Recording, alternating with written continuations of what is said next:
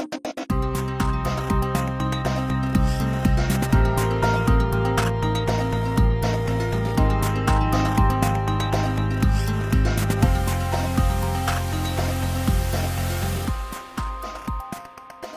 OptiFuel Lab 2 est construit autour de 4 grands domaines.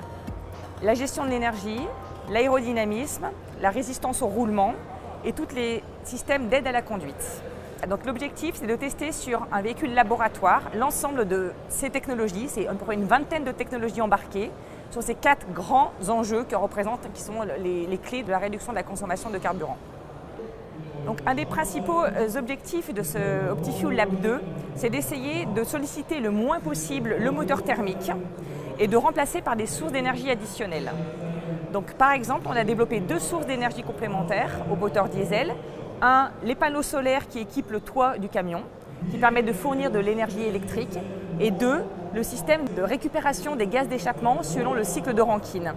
Donc on a ces sources d'énergie complémentaires qui nous permettent donc de fournir de l'électricité au véhicule et de soulager l'alternateur et le moteur thermique et donc derrière de consommer moins.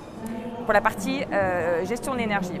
Ensuite sur la partie aérodynamique, les 2 nouveautés sur ce camion, c'est d'une part un déflecteur de toit mobile qui permet en fait de non seulement protéger du soleil, de la chaleur, mais qui permet également d'avoir un petit extracteur d'air au-dessus de la cabine pour pouvoir évacuer l'air chaud dans la cabine et pouvoir rejeter l'air aussi à l'extérieur. Autre chose concernant l'aérodynamisme, c'est ce qu'on appelle en fait un spoiler rétractable. En fait, on considère que la traînée aérodynamique est très importante lorsqu'on est à une vitesse très élevée.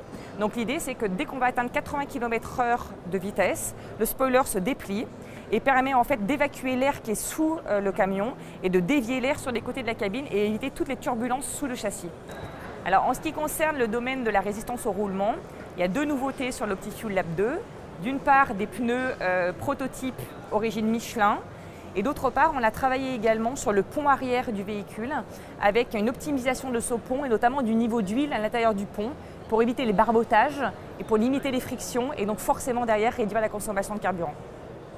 Sur le dernier enjeu important, c'est donc tous les systèmes d'aide à la conduite pour le chauffeur. Aujourd'hui, on sait que la conduite et le style de conduite est un facteur très influençant sur la consommation de carburant. On peut faire varier de plus de 3 litres au 100 la consommation sur un camion lié au style de conduite.